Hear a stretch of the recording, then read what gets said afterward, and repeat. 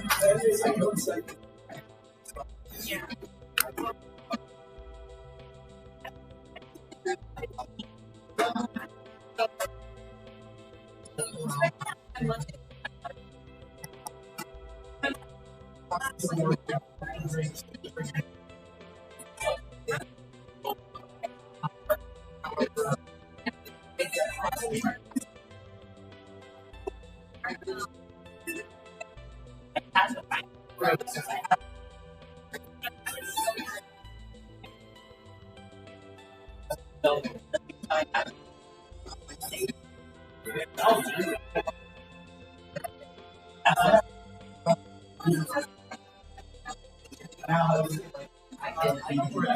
my case, I had space at that.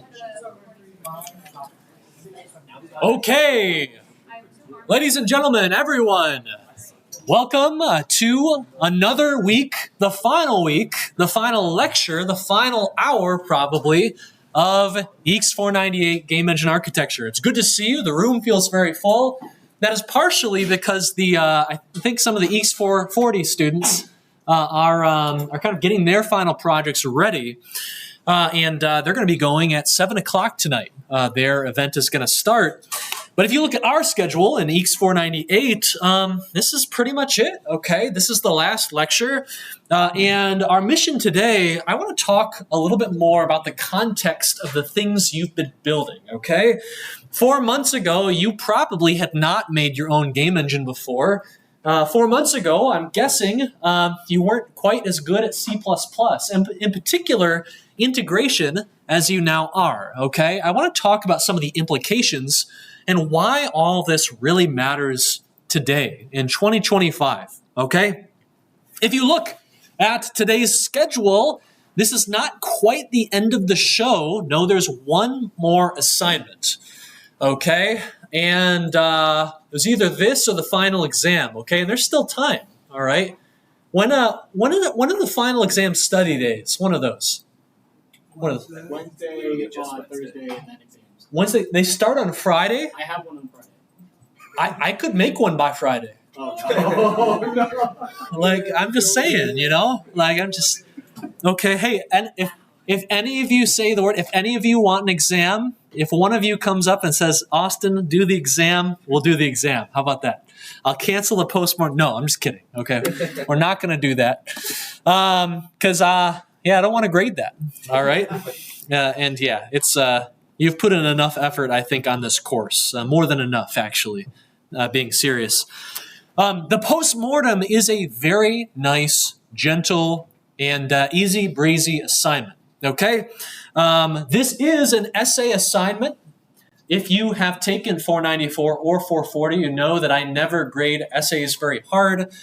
This is not a literature course. This is your chance to just dump your brain and kind of reflect. How do you feel after spending about 3 months building your own engine from scratch, week after week after week with the same code base, okay?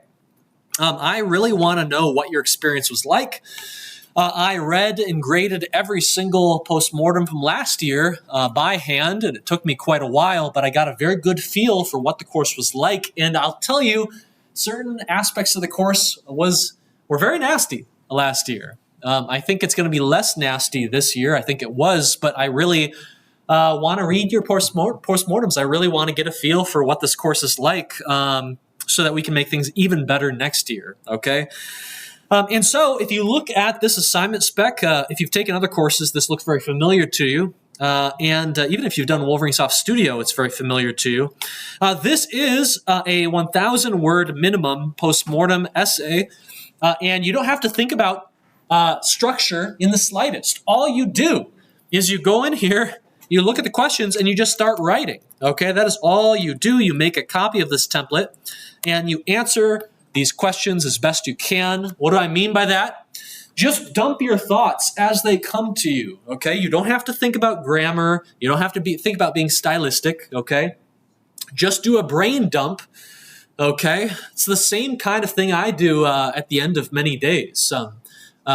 In 494, we talk a little bit about this, but I have a bot that creates a Google Doc with the title just being the day, right? Daily log. And I just got to dump my brain in there sometimes, right? It helps me think through what I've been through, helps me come up with plans, things I want to do that night, things I want to do that week, that month, that year. Reflection, if you've taken 494, reflection, you know, is an extremely important part of the iterative design process. We must be able to look back if we want to improve and make things go better in the future. And we definitely want that. So hopefully this will be cathartic to you, reflecting all the way back to week 1 in some cases. How did things go? What did you have any really bad weeks? Did you have any super good weeks? Okay. This stuff is really, really interesting. I think it'll be interesting for you to think about. Be very interesting for us to read. And I hope you're looking forward to it. Okay. Talk a little bit about your custom feature. Talk about your final feature. Why did you choose it? Okay. Talking about what went right, what went wrong. How can we make sure those things don't go wrong again on future projects? Not just game engine projects, but on any project. I don't care if you're working on going to the gym more often, okay? How do we make sure that's going to go well? All right, reflecting on C++, reflecting on how other courses impacted your experience in the course. Just very, very interesting stuff. So anyway, you've got a long time to work on this. You've got 7 days. This is not due until the 28th of the month. And so I strongly encourage you to ignore this assignment for the next 4 or 5 days. Get your other courses kind of taken care of and squared away, get some exams finished, and then kind of relax, grab some tea or something. What do people drink when they're just trying to relax and do homeworks these days? I see a lot of students with Celsius. That's like an energy drink. You'll be all jittery. You won't be able to type your keyboard. So not as bad as Celsius, but caffeine plus sugar is Pepsi. Yep, classic Pepsi. Absolutely. If I want to chill out, chamomile tea or mint tea are really great. Yep. To at least maybe help you fall asleep. Yep, confirmed. Chamomile is probably my favorite tea, personally. It doesn't have any caffeine, though, which is a big problem for me. Big problem. Yes? Peach soju. Peach soju. Heck yeah. Is that like, that's alcoholic? Yeah? Man, that's why your code's so great. Like, dang, I'm gonna show off your engine feature in just a bit. Chris has been on fire the entire semester, so yes. Homework beers also go crazy. Homework beers? Is that a particular genre of beer? No, Or just any beer. Just like any sipping a beer. and doing homework. Just sipping a beer, doing homework. It works wonders. Yeah. No. Are you ever concerned you'll like accidentally associate your favorite drink with something unpleasant like homework? No. There's so many other beers you can have. Like a shower beer. Shower. Is there one you take before driving? Okay, a root beer. There we go.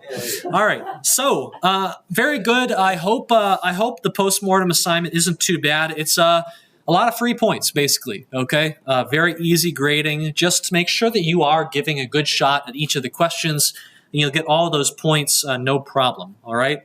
And I think getting the 50 points on the final feature and getting the 50 point. Wait, no, this is like 100, isn't it? Yeah, I think that's more. But getting the points on these final few easier assignments are going to lift everyone's grade, okay? So if your grade is looking a little bit spicy, if it's on the edge right now, you're a bit nervous, hopefully you'll feel a little bit better when those points come in, and then when I get the extra credit finished as well, that really helps things out quite a lot as well, okay? All right, so we have our game engine of the day. And I hope this isn't anticlimactic to anyone. Actually, we have a lecture 25 that didn't happen this year because I think the makeup exam actually knocked out a lecture, which is fine by me. We didn't have a guest lecture in here this year. And so it's all good. But does anyone know what the 25th and final game engine of the day would have been? Not super climactic, it was. Was it the classroom note? No, that would be too cheesy, I think. I didn't want to, like celebrating the engine you designed that everyone just finished is like, Feeling good is overrated. What's that? I said feeling good is Feeling good about it is overrated. That's right. Yeah. You're a CS major, you got it. Yes. Is that the one 3DS game that just like is that the one Face game? Raider. Yeah, Face Raider. No, this is Niantic Lightship. This is Pokemon Go.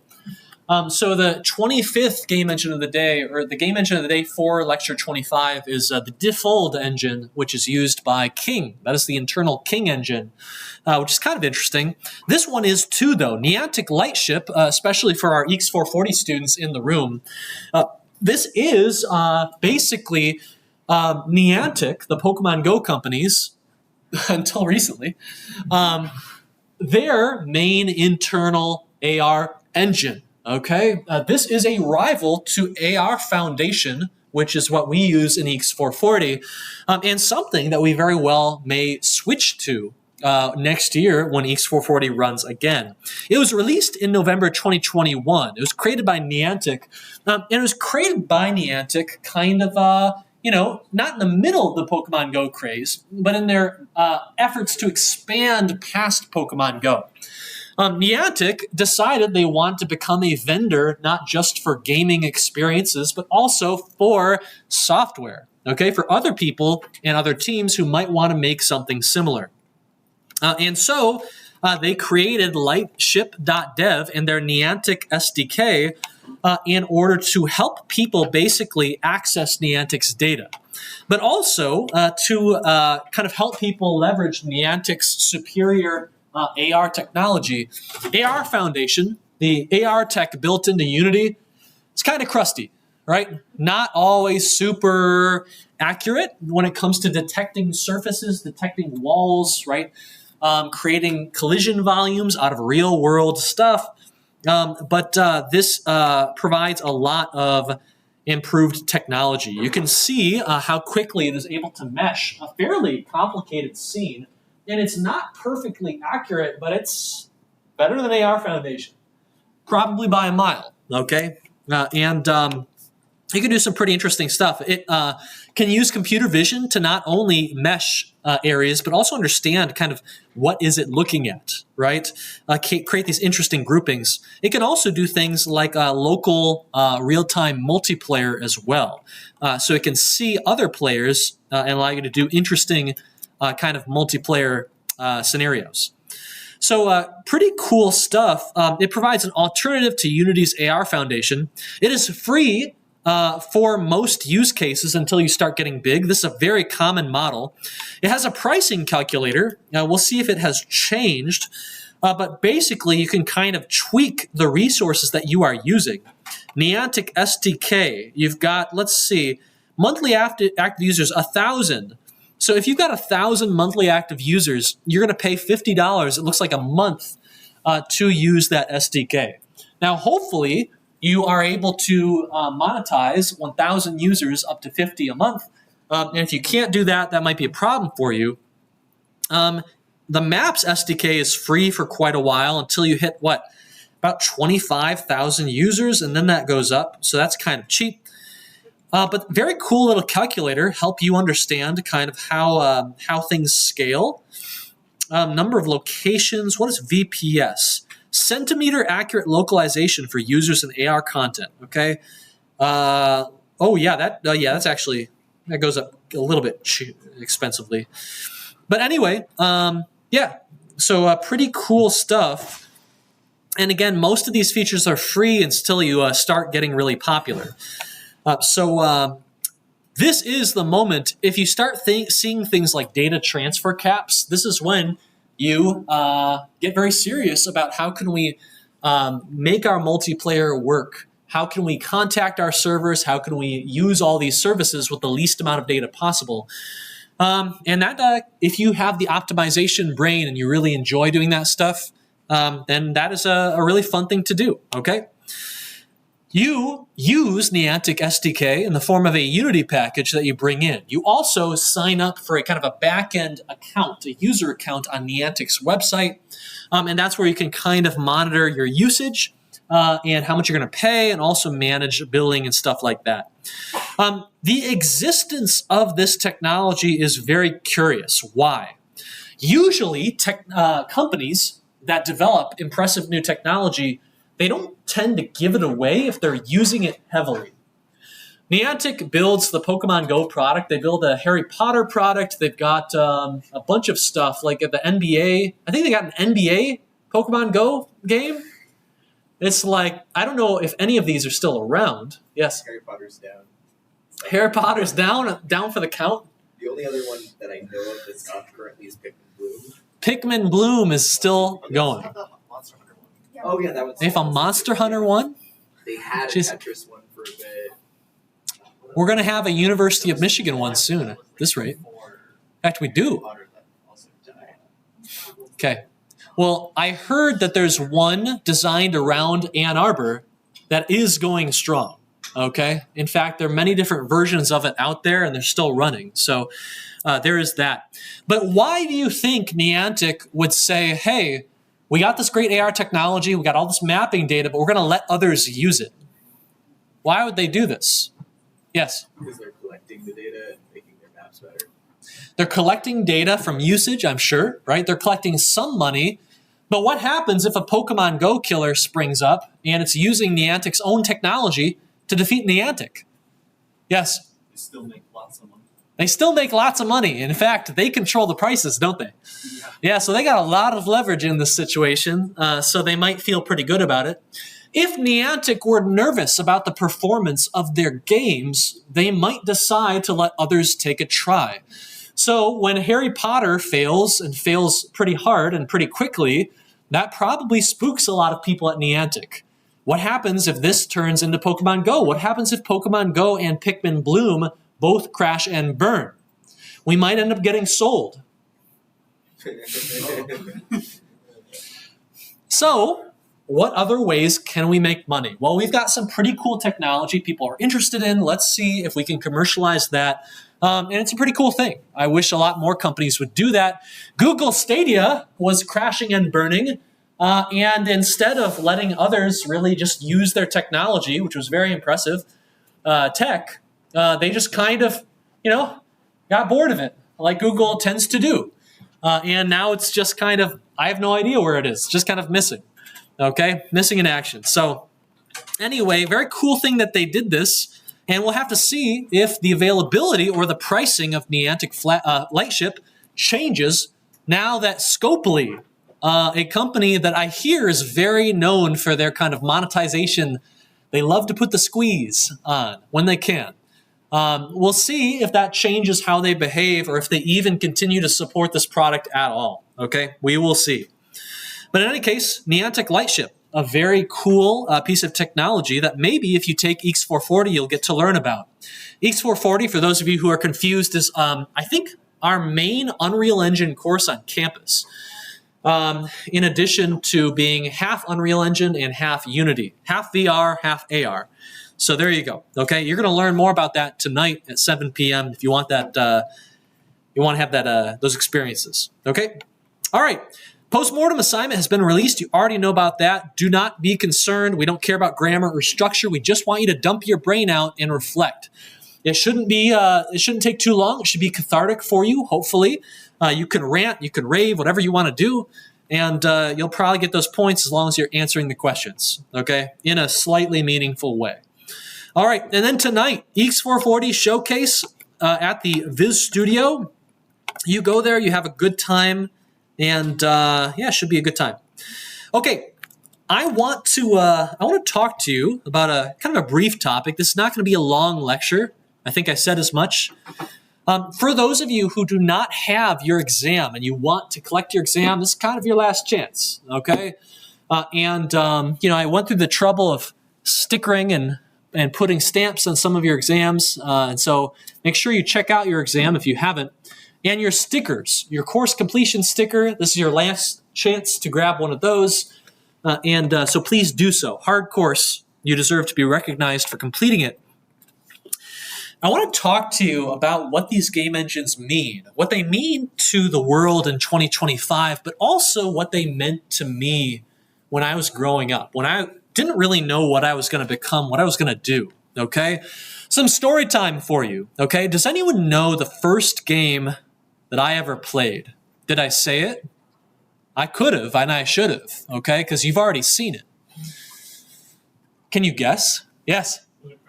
It was definitely Crash Bandicoot. How did you know? It was like it's one of the examples you always use. Yeah, it definitely is, isn't it? Yeah. Yep.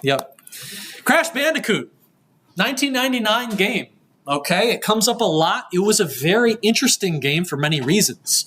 Okay, it was created by Jason Rubin, who's our Wolverine alum, co-founder of Naughty Dog, and Andy Gavin, who's not an alum. He's an MIT alum, but he is such a fount of knowledge that I encourage you to watch whatever that guy puts out. Just search Andy Gavin on YouTube, and you will learn a tremendous amount in a very small amount of time. When I saw this game, when my father brought it home, I was not very old, and I could barely play games. But what really struck me about this was that it was a cartoon, right? Look at it. It's got a cool cartoony character, very expressive, very emotional in their face and their movements. But it was a cartoon that I could influence. I could direct it. I could make Crash kind of run around on the beach, jump back and forth. It was fantastic. Jump on boxes, and that's all I really ever wanted to do. Why? Because just down here are some very scary crabs, the first enemies in the game, and I was terrified of those crabs. So I would just hang out in this early area and just kind of have fun and imagine stories and stuff like that. Okay, that's how young I was. I could play through and make things happen, but I couldn't really create new things. I could only find them. If I wanted to create things, I had to do that only in my head. So I would imagine, for instance, multiplayer modes and things like that. If any of you have played the first Rayman game, I would go to sleep, right? I would just go off into my dreams, and most of those dreams would be thinking about ways I could tweak and change the game, features I could find and discover. Maybe these games had that hidden multiplayer mode that would let me and my friends really bond and have a better time, right? They rarely ended up having those hidden multiplayer modes. But in 1999 or so, I was only about 7 or 8 years old, okay? I would go to sleep trying to dream up new levels, characters, abilities, modes, and try and simulate them in my head. And that was a pretty good time. But eventually I asked the question. I went to Mom, does Best Buy has games, but do they have any ways to like make them, right? I think I'd seen something or one or two things, small things about making games in a magazine or something like that. And I wondered if there's any software out there that could help me start to do that kind of thing, tweak games. My mom, she was an incredible mom. She is an incredible mom still. In fact, if you're at the showcase, you'll see her tonight. You know what she found when she went to Best Buy? You know what she found? Yes? Was Adobe Flash a physical thing? It was, but she didn't find that. I found that a bit later. What did she find? My first ever game engine or not? Yes? Jacob? I don't know. You don't remember from last year? Was it your first ever game engine was like Flash, right? No, not quite. That was number 2. Oh. Game Maker? That was number 1. But what did she find at Best Buy? She found RPG Maker. And I took a look at it and said, Mom, thank you so much, but I'll take a pass because I want to make games and not RPGs. And I don't know why I made this decision. Now it's like it's kind of cringy, right? But I think, I couldn't even read yet for the most part. Okay, so RPGs as a genre, those were always the games I couldn't even play. All right, and so RPG Maker was out, but that was the only thing in Best Buy. That was it. Okay. Years later, I had to wait for several years, okay? About 4 years later, I'm browsing the internet and I stumble upon something, okay? Right? I'm going to middle school at this time, and I've gotten bored during the summer. I got nothing going on. I'm on the internet just looking for anything I can find, and I find something called Game Maker, made by this kind of solo developer, okay? He was actually a professor at the time in Europe. Okay, his name is Mark Overmars. And he's working on this product that at the time I found it was called Game Maker. And this is a product, and I say that with air quotes because this was not something you had to pay for. This was a free, not open, but it was a free program you could download. And it was fantastic. It was absolutely fantastic. It had this very kind of nice intuitive notion of objects, okay, which are basically things in a game, like a coin or a character. It had rooms, which were these kind of grid-based areas where you could pop down objects very easily, super easily, like you're stamping them in. And you could go into the objects and you could change their visuals. It had a nice little image editor built in, and it was just so elegant. And the first day that I started making my first ever game, I had it running. It was that easy. Okay? And would you like to play it? Yeah. Okay. So I think I've come to understand that I'm very lucky and that I still have the first and second game that I ever made in my life. From quite a while ago. I was able to find them in an archive and they still run. And so this is kind of a strange game in that it starts off 2-player, but if the 2 players get far enough, it becomes a 4-player game. So I think I need 2 players, and then if we get far enough, I'll ask for 4. We won't play it very long. Okay, volunteers, anyone? Okay, Nat? Okay. No, Jacob, sorry. Okay. All right. And so, the only thing I ask is, no judgy, okay? No judgment. Imagine a middle schooler in like the early 2000s who's never programmed before and has never drawn anything. Imagine what this game is going to be like, okay? Also, I had no taste at the time, which you're going to see in just a moment. Absolutely no taste at all. So let's find out. That's actually what it was called. Like, that's the title. Okay, go. Hierarchy's lost.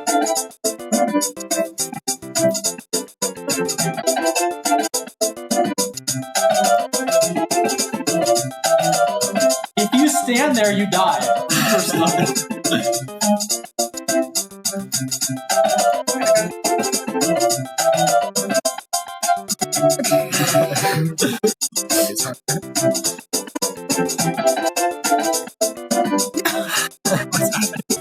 you die.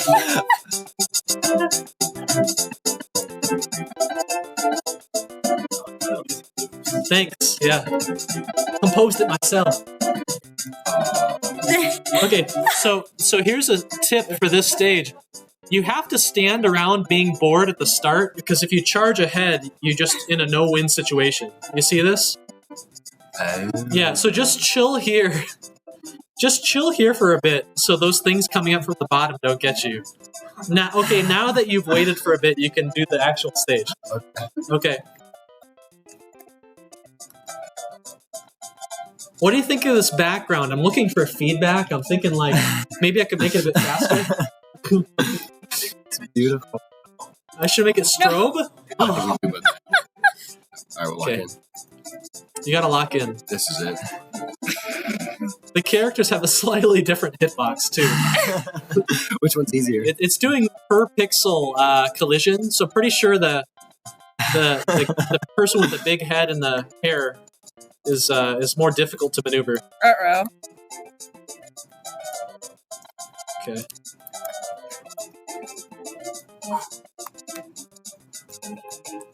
I'd like to point out some of the enemies can go through blocks and some of them don't, and they all look the same.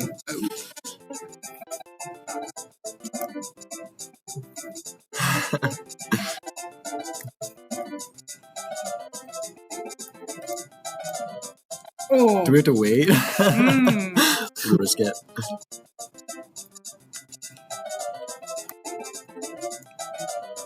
Okay, this is it. This is it. No, it got my hairs. No. Oh! Matrix! Come on! Wow.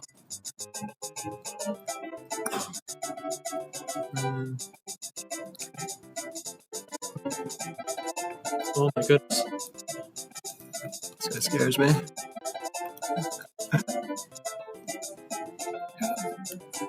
Yeah! What?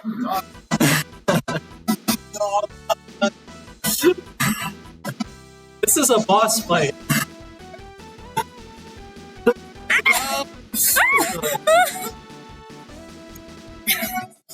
Okay, Lucky, you got 2 more party members. So I need 2 more volunteers. Get in here.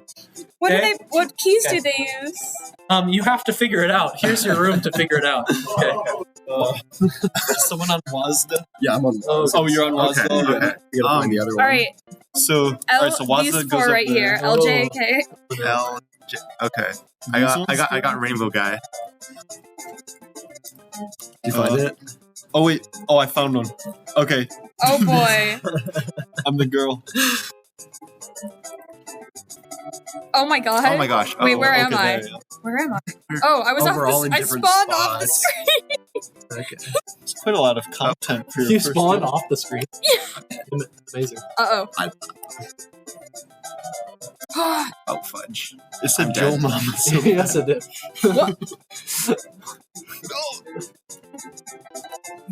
Oh my god. Oh no. Oh god. It's Oh, over. It's Go, go, go, go. over. oh. Go, go, go, go. We got it. My massive hair is blended with the background, so I don't know where my hitbox is. Wait, how do What's the we? play team? How Oh, do we no. live? Oh wait, Is no. this Oh, it? these ones blocked up. Oh, okay, okay. So now I have to sit here. Oh, not that one though. Hopefully it leaves eventually. Okay, not much longer, I promise. All right, easy.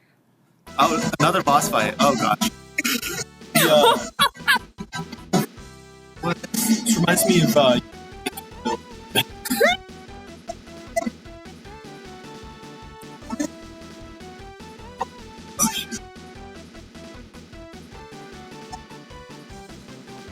Nice. Whoa. Oh my goodness. Oh, this is bad. Oh, Oh, I'm no. dead. Oh no. Oh my god. party what? No. Oh wait, I'm alive. I'm can't alive. Oh wait. Yeah. Oh, the enemies are blending into the red. Oh, see, every time someone dies, you have to press the button. Oh. Oh, we okay, reached we the got center. this. We got We're going to. No. Oh. Ah! He got my hair. this. Big eye. No, Still no. alive. I don't remember which Oh, buttons is there were some not. odd? Something there. Oh, they spawned right there. No, you just go straight for it. You got this. You got this. Goated, you're goated. I think it's stuck there. Okay, If last shot. If I just move Oh my over God. to the other side. You gotta navigate that. No. Shoot. Okay, all right, good. All right, good job. Okay, maybe I'll post the final version if people really want to play it, I guess. So this was an engine that was extremely fun to engage with, right? It was also the kind of engine where you could get a lot of basic things going pretty early. You can tell in this engine, I didn't know how to make enemy AI. I didn't know how to make a boss fight, right? But it still kind of sort of works, okay? It was fun to play with friends and family, and it gave me a ton of confidence when it came to programming and putting on logic together, putting a game together. What are the important pieces, right? Chris? You should bring that to the 494 showcase. Bring it to the 491st and play it during the intro for everyone, right? Yeah, like several hundred people. Yeah. No. No. All right. I think I'm going to play for you very briefly my second game, and you can kind of see the improvement, hopefully. In this second game, I had been tinkering with GameMaker for a while. I'd gotten much better at programming, right? With their block-based kind of MIT Scratch style of programming. This is basically what my summers were, and I remember very vividly just spending day after day during summer. You know, I was a fairly lonely kid, sadly, but this really turned my time into something useful. Well, but I'll let you be the judge. This is Super Squirrel. Yeah, again, don't be the judge. Be gentle.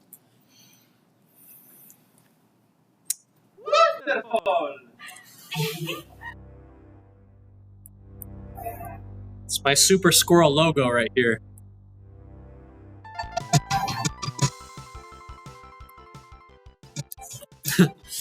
Press demo. Start from space version. Press space demo version. Okay. Megawoods.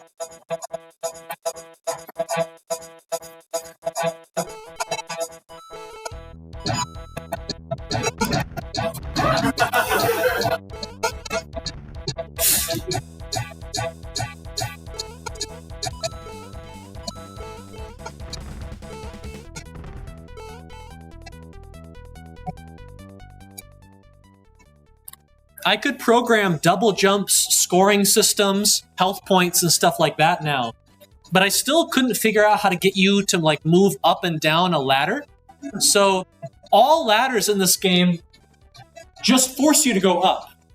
Okay? Which you can tell because they have the little upside in the center of the ladder. I thought it was clever. You can go faster though, double jumping. Okay.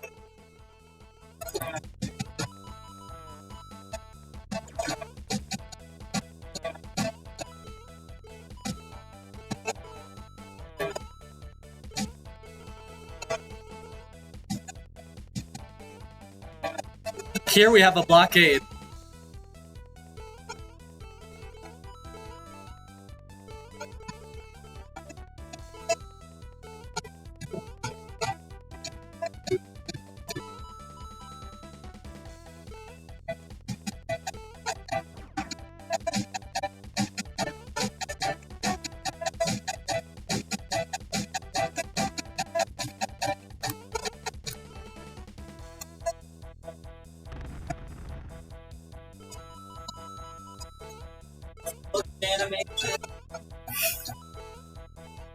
I think that was one of the built-in explosions.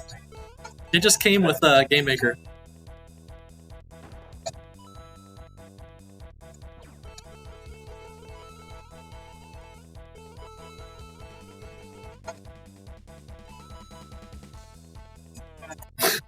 Have you ever seen something like this in the forest?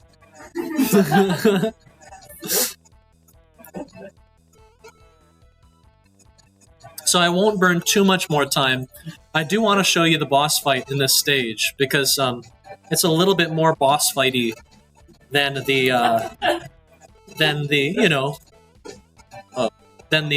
dogs, the dog time, right?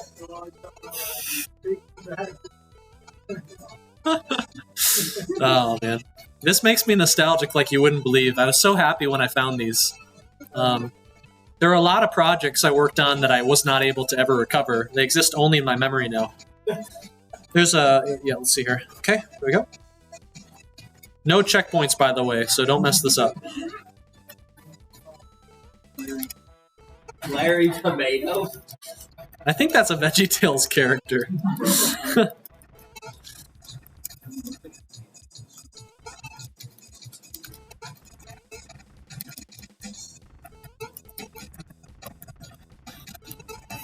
It kind of resembles a boss fight, a little bit. It's a boss fight. It's kind of struggling to jump toward me, though. He's also got the HP of a boss. Yeah, we have even the custom camera location, right?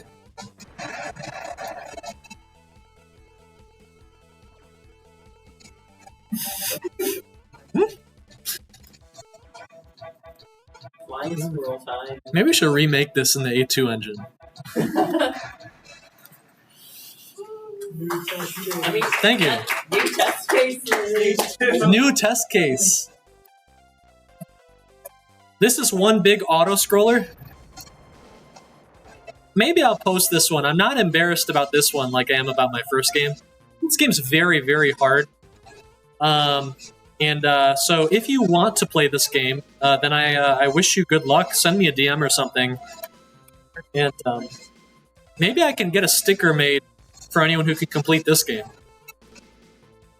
Oh, that's the final boss, by the way. He appears in every stage if you're looking for him. It's good story writing. It's in the final boss. I had forgotten I did that kind of stuff. Yeah. Okay. When I play this game, there are things I think I did better then. like boss fights. I've never made good boss fights, but I could when I was a middle schooler. Imagine that. All right. Anyway, right. I hope I didn't burn too much time. I don't want to be self-indulgent here, right? But this stuff, when you look at it now, it wasn't much. But to me, especially at that time, it was everything. And I was definitely not alone at all in this, okay? Right? My experiences in 2003, those kind of crappy little games, turned into what would be the rest of my career, right? When I got into Game Maker, that soon turned into Flash. Flash actually made me some money making games. I won't tell you which ones I made, but it led me in to getting into things like Unity. That led me into joining the Game Dev Club at U of M, which led me into taking over Wolverine Soft, which led me into teaching as a TA 494, which led me to working at EA, which led me to coming back to teach 494 and take it over as a faculty member. And so that crappy little engine, that cheap little engine, showing up when it did, right? It really did set in course a lot of things in my life, okay? It led to games, it led to courses, which you now get to enjoy, all of you. The ripple effect, the butterfly effect of Mark Overmars choosing to create that engine was extraordinary for me, okay? And I can't state that enough. We make games to entertain people. We make engines, however, to give them freedom, to give them choice, to give them options in their life, okay? Why do we make games in 494, right? Help people have a good time. But why do we make engines in this course in 498? That's a more interesting question. Engines aren't necessarily just fun out of the box. In fact, I think you'd struggle to find an engine that is fun, maybe aside from a Mario Maker or something like that, okay? But this guy right here, Mark Overmars, who decided to go create something that never really existed before, make it free, make it open, not ask for a ton of money, make it accessible. He really, really did change the lives of so many people he will never meet. If you go onto Mark Overmars' LinkedIn, you'll see, I don't think he's teaching anymore. You know what he does all day? He takes beautiful photography of bugs. That's kind of neat, actually. I was looking through his gallery, and it's pretty impressive stuff, but it's absolutely amazing. It's absolutely amazing. In 2023, Unity, as we discussed at the beginning of this course, began to put the squeeze on. So many people rely on Unity, and they put their trust in that company, in that engine, to always be there, to always do what is in their best interest, to create new features, to maintain the software, to fix issues, to keep things improving, create new targets, and build options for new platforms, new game consoles as they come out. And yet, in 2023, that trust was betrayed, okay? It came out, and people had to pay license fees, okay? They're going to have to pay up a lot. In fact, certain types of games would no longer be feasible, okay? If you have someone install your game, you are paying up, even if you're not making any revenue from that whatsoever, okay? A clamp down.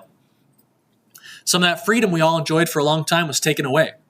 And that really sucks. That was very personal, okay? How many people wouldn't have been able to use Unity or wouldn't have tried it, would have been turned off of game engines, okay? If that had happened to me, my life would be completely different, probably a lot worse, in my opinion, all right?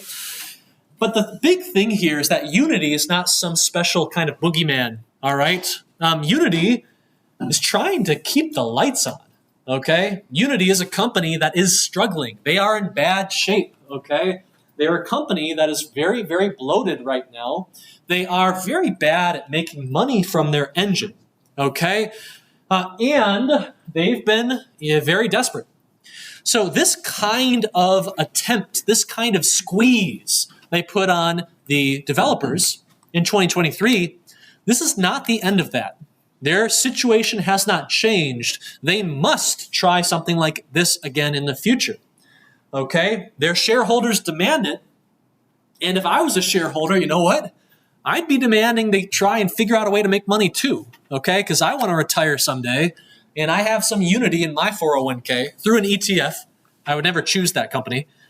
But they just kind of got to do this, okay? And it's really a shame, and it's really scary, okay? So the CEO can change, but the situation has not changed. It doesn't matter. Unity soon is going to need to find some coin, and they're going to probably get it from us, okay? And they may do things we really regret. So turn to the competition. Unreal Engine is going to save us, okay? Unreal Engine, yes, okay? Love letter, send your love letter to Tim Sweeney. This is not a big corporation. Tim Sweeney doesn't necessarily have to appease a bunch of shareholders because who owns Unreal Engine? Does anyone know? It's Epic Games, right? Well, yes, Epic Games. Who owns Epic Games? Who owns it? Who owns Epic Games? Anyone know? I'll give you a hint.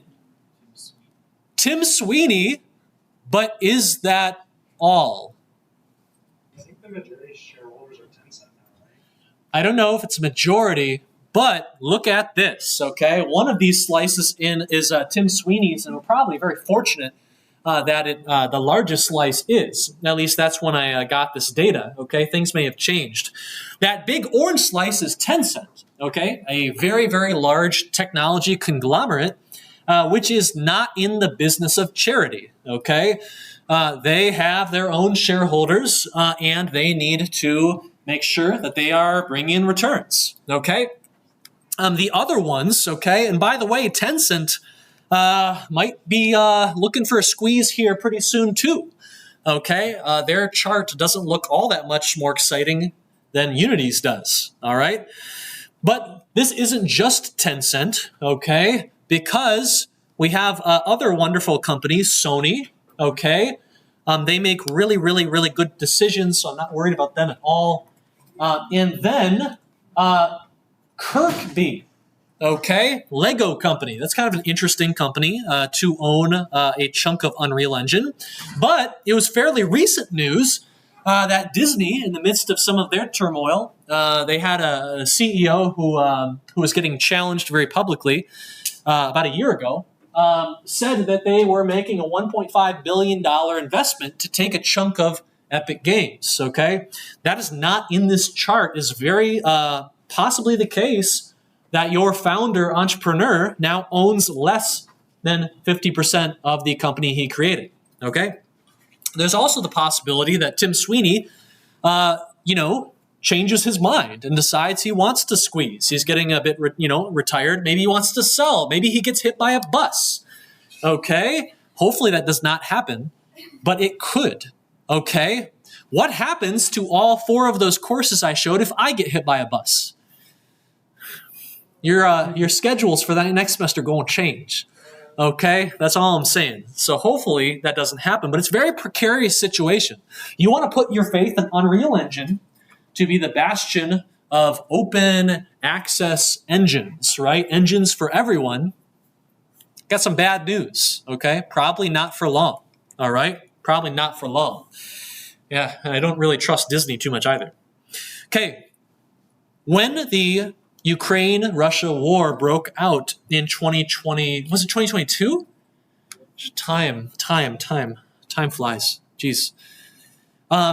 There was significant concern coming out of Russia that their industries, their companies, their artists would be cut out of the ability to make interactive media. Okay, that's not just the ability to make games, that's the ability to film movies, okay? Unreal Engine is used for that stuff. And they were nervous that Unity and Unreal would become unavailable due to restrictions or sanctions or stuff like that. Russia may build its own game engine, okay? And while the situation here is really sad, this is no guarantee for anyone in the world, okay? We could get cut off of these engines too via financial pulls and pressures and squeezes like Unity just did, or Epic Games just deciding to go in a different direction or changing ownership or anything like that. Maybe they decide they can't make any money from the little guy and they're only going to sell to big corporations now. They go back to that $500K licensing fee approach. They could. Okay, what a disaster that would be. Okay? So the bottom line is this. The situation is not stable, and if you care about access, if you care about freedoms, then this situation isn't something that we can just let sit here, okay? We got to have some alternatives, okay? And I'll tell you, one big problem with open source engine these days is that there simply isn't enough talent to make them good.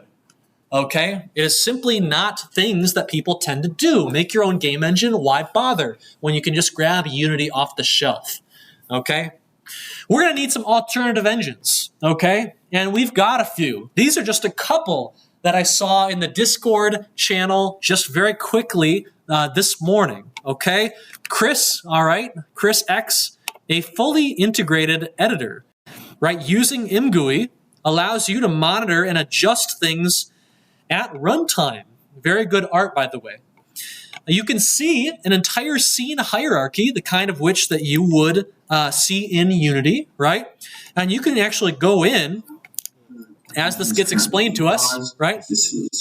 You can go in, you can see the name, you can see all the components the actor has. You can save any, any actor you've customized. You can save it as a template and spawn new ones.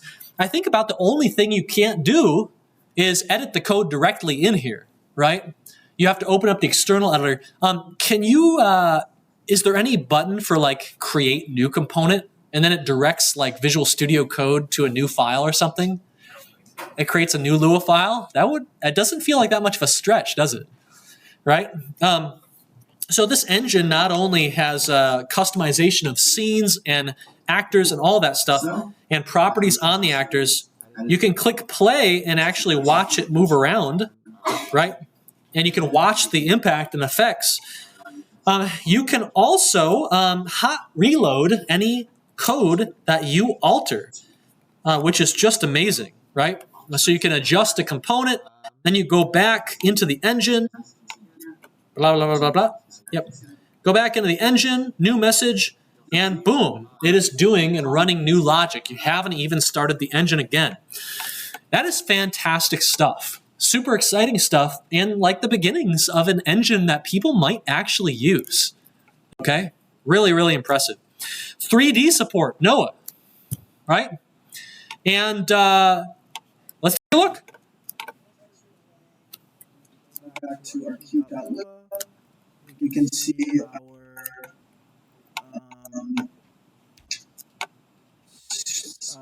sphere and square. Move the square or the cube around. You can see how the light affects it as well. And yeah, I think this was a great project. Sad it's over. Sad the class is over. Aw. But absolutely amazing stuff, okay? Absolutely amazing. Astounding, in fact. I see the stuff you're doing and I get kind of nervous to myself. I get the imposter syndrome because I think to myself, oh shoot, I'm teaching the course. I don't know how I would go about that right away. So very impressive. Dynamic lighting, Sepween. Hi, this is Abby, and I'm here to present my final custom feature for them. And dynamic lighting as you move around, right? Beautiful 2D lighting. Awesome for 2D survival horror. Okay. Get affected by the block itself. And one of my proudest moments at the end of this course is when I realized that my students really no longer need me anymore, right? Truly. And that is the point. All those struggles in homeworks, like homework 5, homework 6, homework 7, you're integrating all these new technologies. You're trying to get it to build in Linux, okay? Fussing with those flags. Eventually, you gain some confidence and you gain the ability to actually deal with this stuff, right? You can actually go in and start to make things. You've got a big fancy code base, no problem, okay? You understand it, you can manipulate it, you can move it around, you can clean it up. And my goodness, the other things I saw in there that I didn't have time to fully watch, right?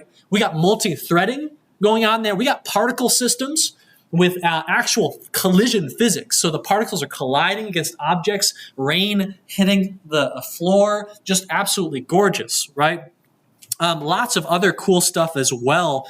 Look through that Discord channel and you will see some spectacular stuff. You will see a lot of very cool controller support being added too. And what was funny, controller support is kind of like the easy choice. You don't have a ton of time, right? But it's actually not that easy.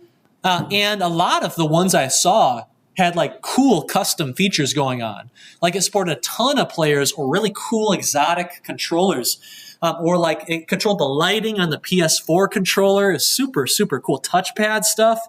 I can't wait to go through and add all of your engines to the A2 engine database. I think that's going to be awesome. So next year, everyone will be gawking at your engines the way you kind of gawked at the engines on the assignment spec. It's going to be fantastic, okay? And these engines are pretty much across the board going to be open source, right? You're putting your engines on GitHub. It's not the full commit history in there, right, for security reasons for the early homeworks in the course, but it is definitely there. It's definitely a thing, okay? You are the right people for this job. If you look at all the things you've learned to do, it is astounding, all right? When it comes to just engineering topics, right, you've got beginner game engines that you've gotten a good feel for, why they exist, minimalist engines. You all kind of studied these, but you studied one of them, fairly hard in the first 2 weeks of the course. Integrated engines, right? Those big, nasty, right? Oftentimes confusing, but oh so powerful engines. You got some experience with those. SDL, the industry standard engine. Game studios are going to be excited if you go interview to hear that you've used these, but people actually use SDL for a lot of things. Steam uses SDL, okay? I think mainly for input and windowing and stuff like that. They do rendering in another way. You got a feel for libraries, really impactful ones you might want to use in the future, like Rapid JSON. Super useful utility, okay? Box 2D. It's not that hard of a physics engine. It's really nice. You can tell why it was chosen by the developers of Angry Birds. And it was super fun to see a bunch of platformers in the Discord channel using that Box 2D physics, but giving like an actual sprite, a character sprite like Mario to the game instead of just having a ball roll around. Okay? Really, really cool stuff. More engineering, right? You learned Lua. You're feeling pretty good about Lua. I can tell because I graded all your exams by hand, okay? Lua, a little bit of a frustration that we focus so much on it in the exam, but it is a nice thing to know a new language, especially one as prolific and well-known as Lua. And if you ever need to write a plugin or you ever go into the games industry, it's going to be very valuable to you there.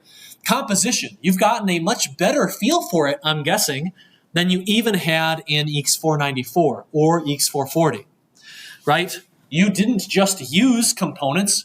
You actually created the underlying system yourself. You brought lifecycle functions to life. Okay, on the exam, you actually created the ability to create new lifecycle functions. And so, hopefully you've got a feel for why they are powerful and why, as an engine developer, you need to think about what ones matter, what is important, and how you can bring them to life. Okay? Version control. One of my favorite things about the design of this course, as opposed to 440 or 494, is that you must use version control to even submit your assignments. The exact same approach is going to be used in 298 next semester, and for the same reason, right? To give you more experience in Git, right? Doing interesting things within that system. You learned build systems, right? You got very sick of Visual Studio, Xcode, and Make. Right? And some of you, in fact, many of you learned CMake and got your engines running and building with CMake, which means you're basically free. We've debated in this course creating a homework 10. You know what homework 10 is? You get all the points if your engine builds with CMake. Okay? And that's it. And I'm still debating whether we should make that a thing or an extra credit or something like that. Meta build systems like CMake, you got a little introduction to it. Hopefully you'll explore more on your own this summer. API design, smart pointers, okay? Shared pointer, okay? So you got some time profiling. You hopefully got a feel for some important C++ concepts like static and inline. Composite keys, spatial hashing as an optimization you can use in many different ways, okay? This is usually where I would bring in other disciplines, but this really is in upper level CS course. You got some feel for some more STL containers and using them in a very kind of pragmatic, real way. You got some time creating a data-oriented design feature of your engine, that particle system that had to run super fast. Next year, it's going to have to run even faster because of the optimizations we introduced after the autogreeter turned off. You know what an ECS is, or at least how it's different than data-oriented design. You got a tiny little feel for coroutines, and you learn some collision detection algorithms in case you need to roll your own. For instance, if you're making a tiny game like Main Max, which uses something similar to AABB. You got a feel for history and landscape, right? From text adventure games to modding, to a little bit on licenses and why they matter, and all of those game engines of the day. Each game engine kind of having its unique place on the engine timeline and its unique flavor, what it does well. Okay, Mugen, RPG Maker, ID Tech 1, Crystal Tools, CryEngine, Frostbite, Roblox, Retro Engine, Stepmania, Blender Engine, Mario Maker, right? Game engines that don't even feel like engines. They're more like games, right? We're seeing that much more often these days. That is a lot of stuff, an incredible amount of stuff, difficult stuff, okay? But remember, we can do this kind of stuff, this difficult stuff, because others did it first, okay? They helped us out a lot. It is the nature of a game engine developer to go tackle the hard problems and put designers on our shoulders. How many of you have at least entertained the idea of grad school? There's a famous phrase in academia, it says, stand on the shoulders of giants. It's this notion that when you get to academia, you really are trying to help out others. It is often fiercely competitive, okay? Getting more citations, getting enough to get tenure, stuff like that. But you put papers out there so that other people can use the knowledge you've created to create even more knowledge and help the world, okay? And that is the role of game engine developers. You're an engine developer now, through and through. Okay? You put other people on your shoulders. You're thinking about what does my designer need to make something cool? And then you go build it. Incredible stuff. It's difficult stuff. And thank God, I owe my job and much of my current life, okay, to the fact that Mark Overmars, no one else did this, okay? He did it first. Mark Overmars did the hard stuff, okay? We built this engine. I designed the A2 engine and got the prototype running in the era of AI assistance. Okay? I had an easier time finding documentation. There were courses I could have taken, and I took a look at a few of them. I had all the help in the world. Okay? But what Mark did when there was absolutely no help was just incredible. Okay? So, when you look back at our engines, what you've done is very, very hard and impressive as well. From text adventure engines to expressive engines to 2D engines to continuous 2D engines off the grid, okay, to scriptable engines that break free from the hard-coded genres that we gave it to physics engines, and finally this semester to data-oriented particle system engines, accelerated and pretty fast, okay? The question for you is what comes next, okay? If you want anything to come next in the world of game engines for you, there are things you should look at.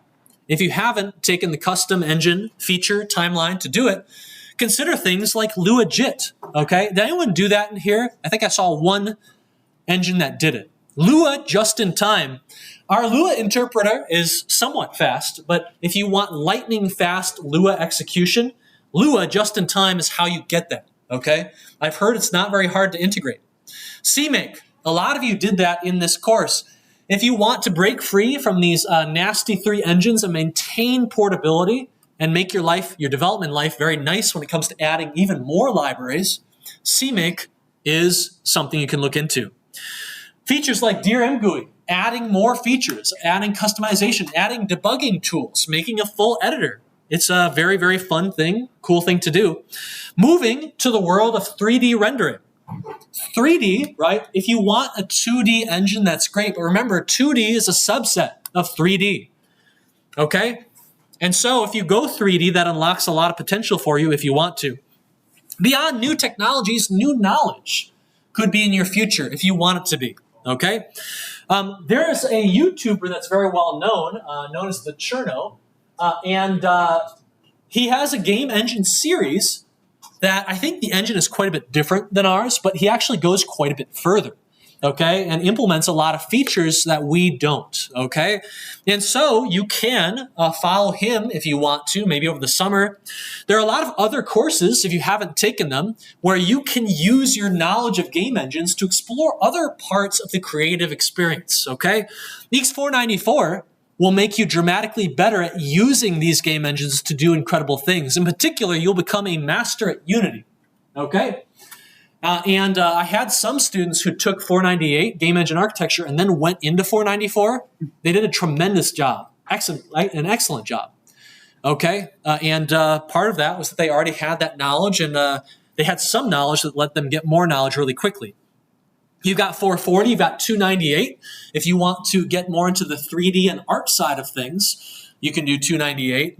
But you've also got PAT 305, video game music, SI 311, games and UX, Education 333, games and learning. Okay. You also have a really exciting one, EECS 498 graphics. This is an upper level CS. If you need another one, this is Professor Park's generative graphics course. They will spend the first half of the semester taking you deep into rendering algorithms. How does OpenGL work? You might know how to use it, but how does it work? You know how to use SDL, but how does SDL render copy X actually do the thing that it does on all platforms? Okay?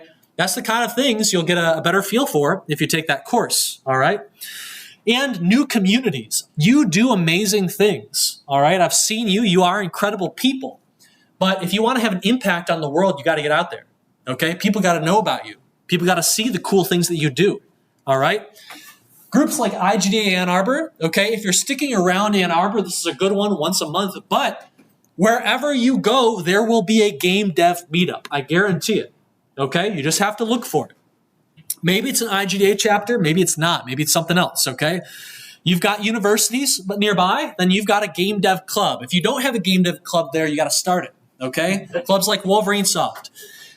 Conferences like Youmacon have panels all the time. Okay? Wolverine Soft sometimes goes and shows off their games there.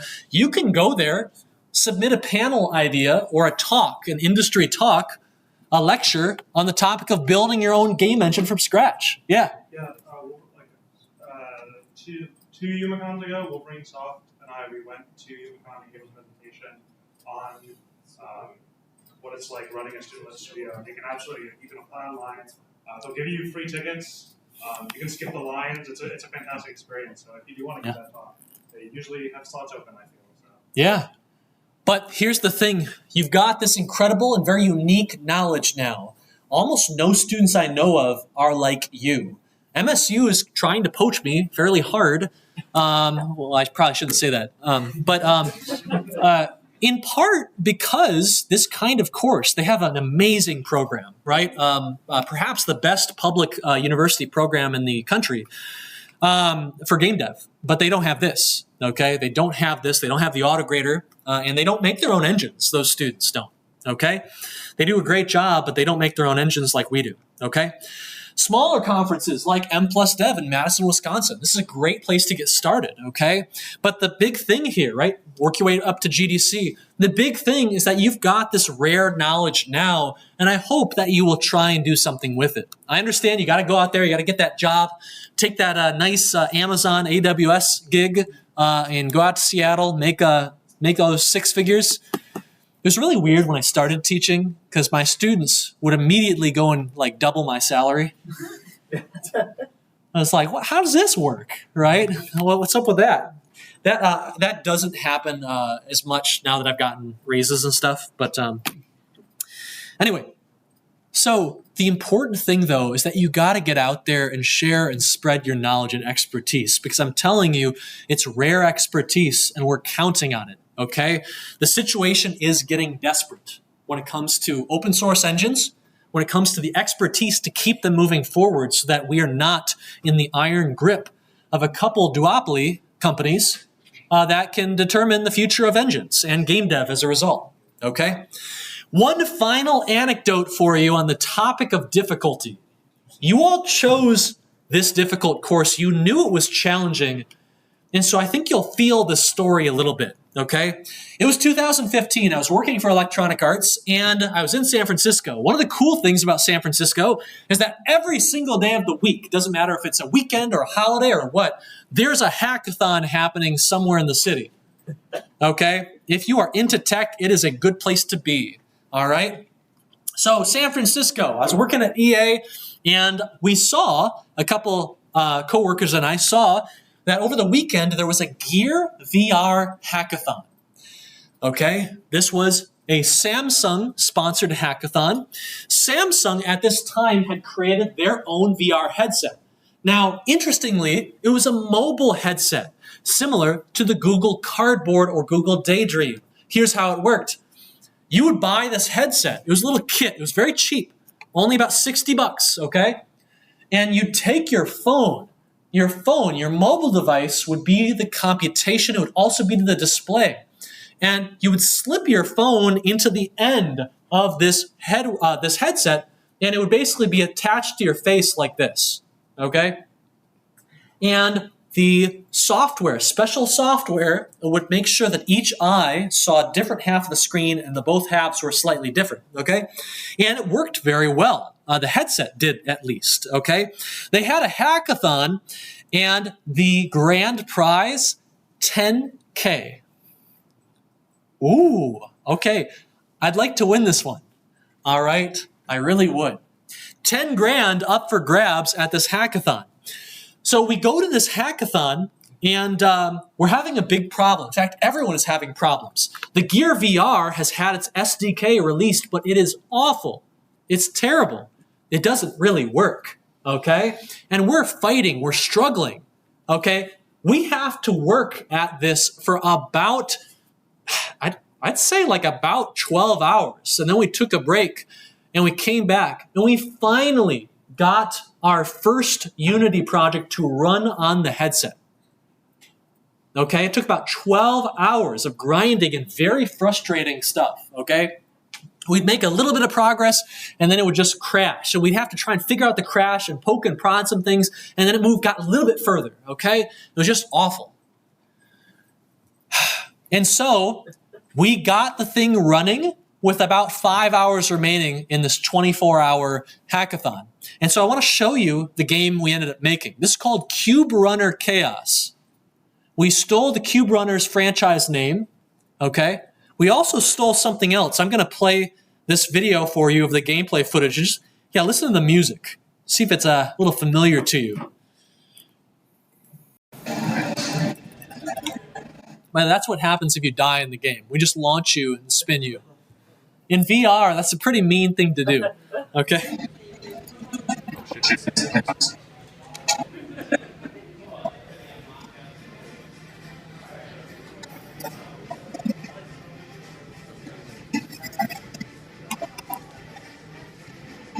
So the Pirates of the Caribbean music, it just really fit, really. So what you're doing is you're chasing this UFO and you're trying to survive. You can kind of tilt your head, your vision, to look around. This is just showing you what it looks like on the laptop, but it's very kind of cool in the headset. You've got a button on your temple.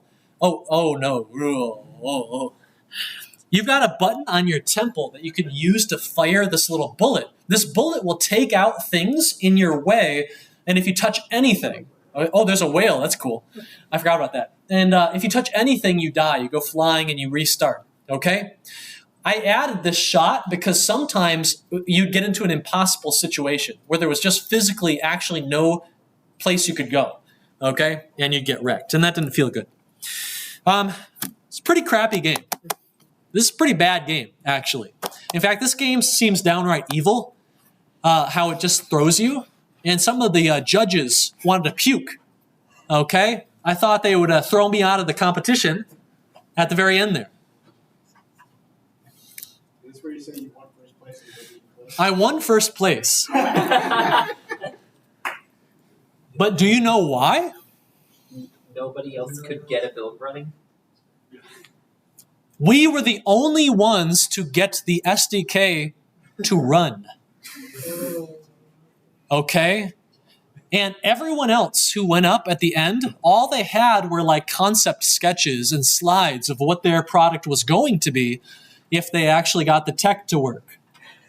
We are the only ones who fought through and grinded, got past the friction, and thus we were the only ones on the other side of that. We won because we made that unbeaten path work. Okay? We stepped off the unbeaten path. It was very pleasant and very difficult. But understand, the difficulty is what helped us. Okay? It what separated us from the pack. And it's what handed us the win at the end of the day. It was unpleasant, and then we won. And it was all worth it. And I would do it again, too. Okay? So, this is something you also see in that interview I showed you with Andy Gavin and Crash Bandicoot. And we're going to end the course on this, okay? Back to my first game. It's good to see it again. In attempting to create the first 3D platformer game, okay, Andy Gavin and Jason Rubin were mostly alone, okay? They didn't have good documentation. They didn't have many people they could rely on, and they didn't really know where they were going. The problems they were trying to solve had never been solved before, okay? And Andy, in a paraphrase in this interview, says, you know, we kept struggling against these really hard problems that we didn't really know how to solve, okay? And it was a struggle, but sometimes they made some progress and sometimes they didn't. And they were always waiting for their competition to swoop in and destroy them. They were ready for that sinking feeling. They would go to a trade show and they knew they were going to see a game that just blew them out of the water, solved all the problems they couldn't, and would just take their thunder and defeat them. But week after week, and expo after expo, tech conference after tech conference, magazine after magazine, their opponents never showed up. And pretty soon, they realized that the problems they were running into and with great difficulty pushing past were the reasons they had no competition. It was the reason that they were special. Okay? And so, please, my advice to you, but also I beg of you here, is please go find hard problems and eagerly embrace them. Solve them and try and do so with others in mind. Because most of our game developers out there, they can't build their own engine. They can't do it. They don't have the grit you've got. They don't have the time. They don't have the skills, the knowledge you now have, the confidence you now have. Okay? So, everyone is standing on your shoulders now. Okay? And I gotta say, I appreciate it. Okay? You probably don't get the thanks and appreciation you deserve, but I want you to know I appreciate you. This is a very hard course, okay? And so much of my efforts designing it would have gone down the drain if all you students didn't have the guts to try it, okay? But you did. And look at where you are now. I think you're in a pretty good place, okay? Thank you all so much for a great semester. It's been a joy. I've loved watching your engines develop and watching you develop. And yeah, I just thank you so much. And so, I hope you will go out there into the world, and I hope you'll keep me up to date with the amazing things you do. All right? I hope you'll do that for all your professors.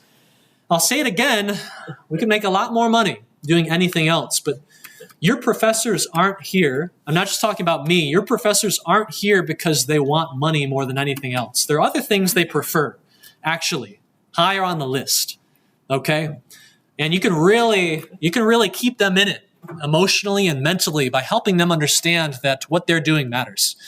And how do you do that? Well, you go do cool things and you let them know about it, okay? And one of the things that drives me crazy is when I discover a student has been working at Naughty Dog, okay, on some of the coolest games ever. And I just found out because I stumbled upon it on LinkedIn, okay? No, when you release a game, you better send it my way, okay? I'll buy a copy. I'll put it on my wall. I've done that a few times. All right. Okay, Jose? Not to downplay Naughty Dog's achievement, but wasn't it Naughty Dog that also had like an insider man that gave him literally a copy of HAL and PS200? Oh, yeah. Yeah. You know how they got that? They had somebody, they knew a guy who worked at Sony. No. So they, first of all, they made a crazy cool game that was solving problems that none of the other devs were. Actually, if you watch the interview, they did a thing. They got it. They created their first major level and they recorded it. They sent it to the I think the president of Sony Interactive Entertainment or Sony Computer Entertainment in Japan, and he saw the video and he's like, I gotta have this game. We gotta have this game. Okay, who are these people? Okay, let's help them out, and that helps a lot, right? If you do really, really hard things, you'll discover that like you got friends everywhere. All right. So, any questions or comments? Okay, we're going to end about 10 minutes early. There will not be any office hours tonight. This is your last chance to grab some stickers. As we have a lot of them left, if you got extras or if you know someone in the course who doesn't have one yet, you can come and get extras now, okay?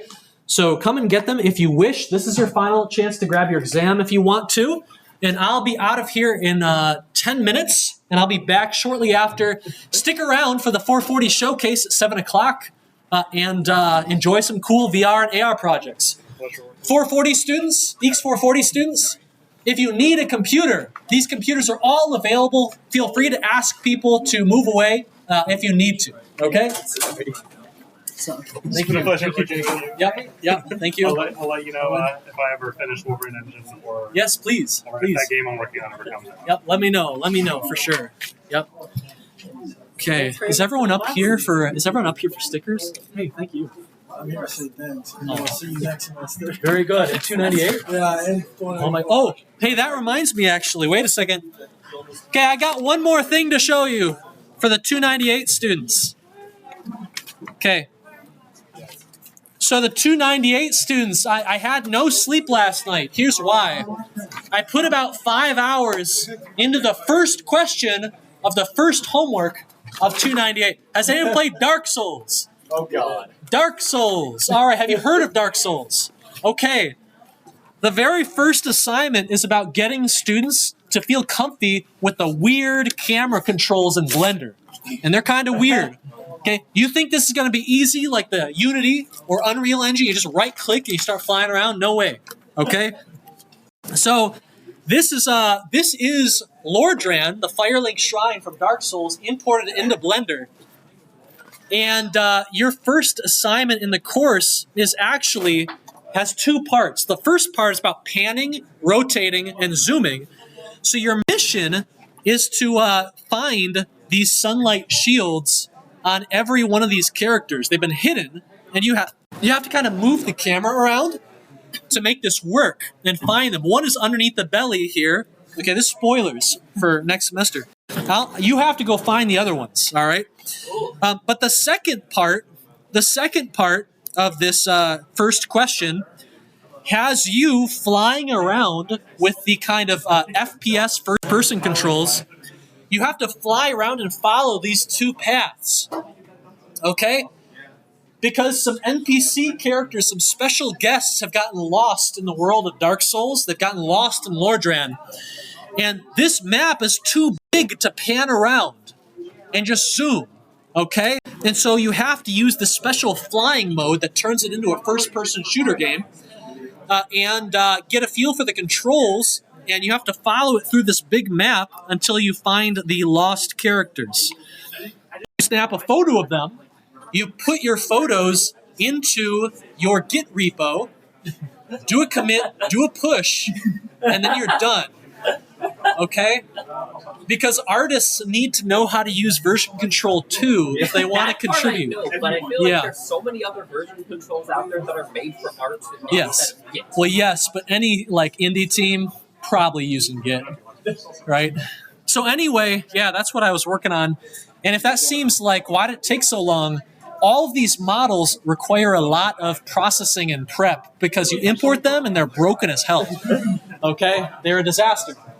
And so you have to kind of fix things up.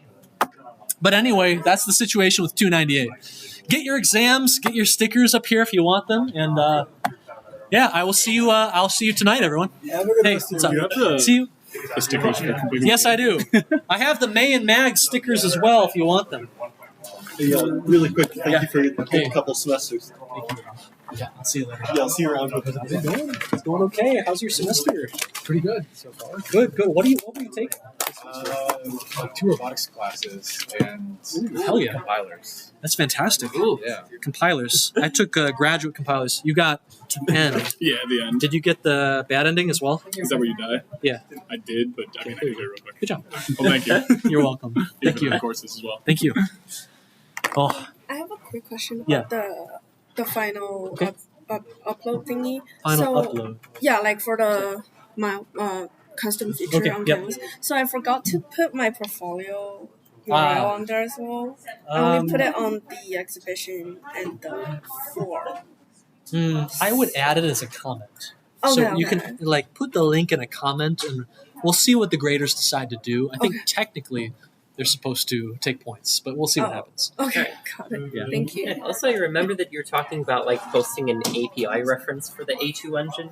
Oh Is that yeah, around the plan? I'll get to that someday. Yeah, Hey, 'cause for- everyone on Twitch, I'll see you later. Bye bye.